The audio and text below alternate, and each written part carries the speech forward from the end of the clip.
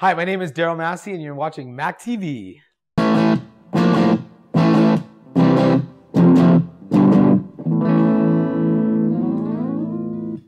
This episode I was able to get up close and personal with a bunch of strangers on the dance floor at 1280 during Headphone DIsco. Headphone DIsco Canada is one of the most unique and exciting events at 1280. I just wish I wasn't on camera all night.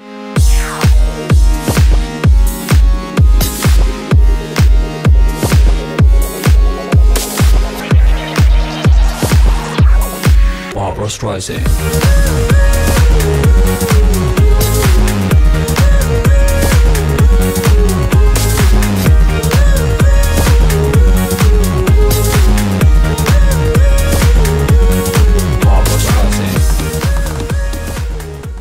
The night begins like any other club night with music bumping and the crowd starting to swarm the dance floor. That all changes once the headphones drop and the two DJs start broadcasting directly to your ears. Instead of the power of gigantic speakers, Headphone DIsco allows you to directly control the volume and which DJ you want to listen to. Before the party even really started, I was able to get an interview with the co-owner of Headphone DIsco Canada and DJ for the event, DJ Darryl Massih. I'm here today with Darryl Massih of Headphone DIsco Canada. So Darryl, how did you first get into DJing?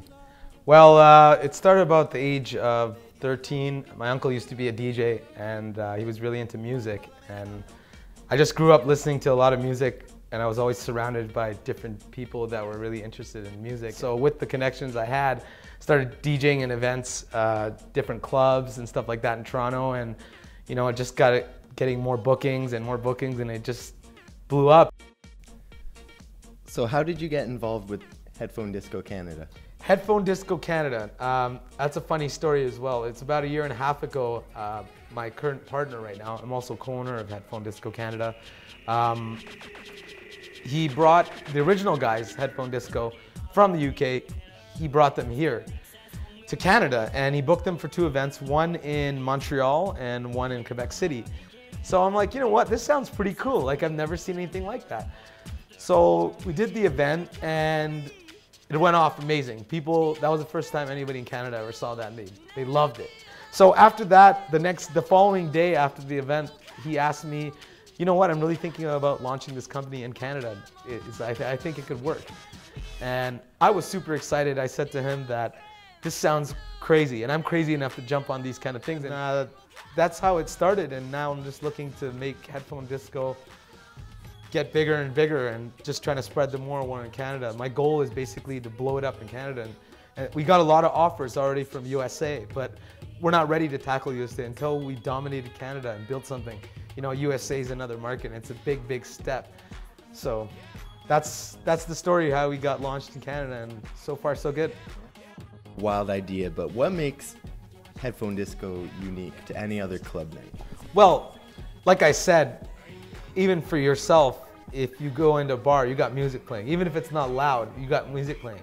It's like, it takes away from the atmosphere. So what makes it really unique is it's constant animation. You have to be always connect with the people because they get bored.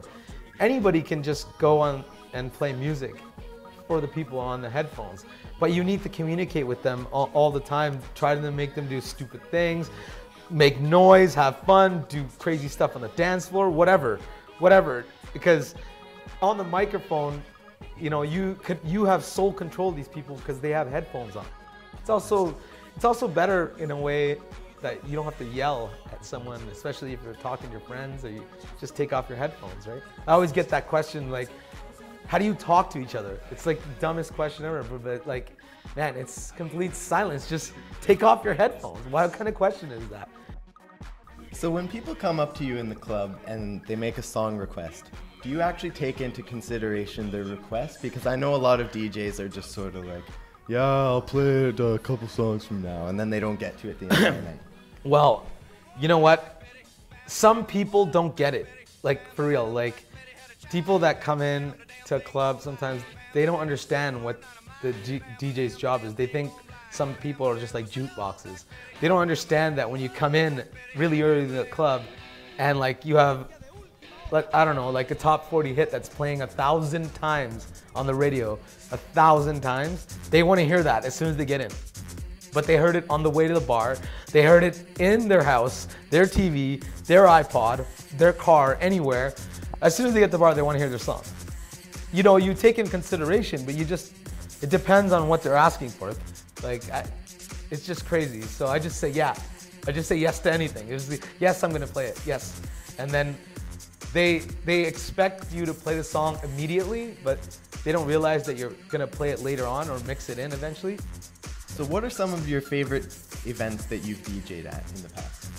Well, by far, so far, Red Bull Crash Dice World Championships 2010 was the biggest event I ever DJ'd at.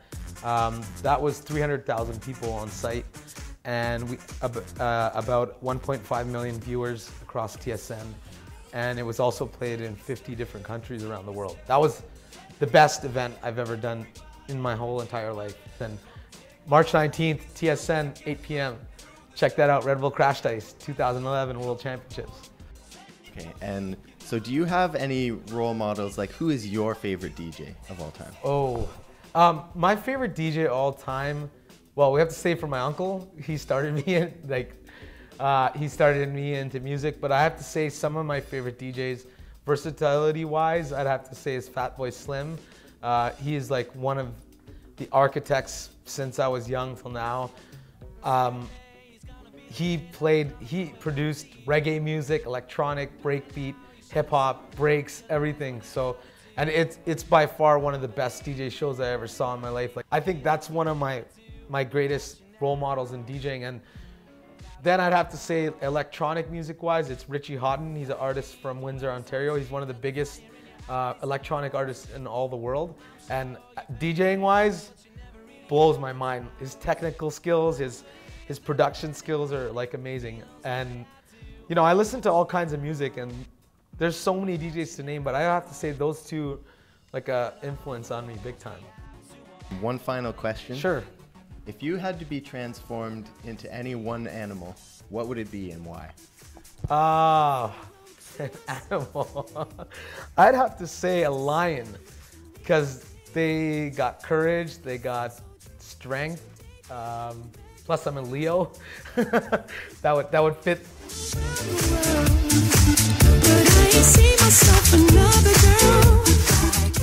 Join us next time as we get up close and personal with acoustic night performers Matt Dizuda and Joshua Cross. For Mac TV, I'm Conor Doan. Go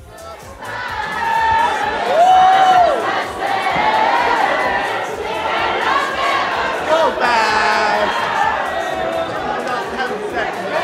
The fast! Yeah! I haven't had sex, I did feel great. It felt so good when I did it with my penis.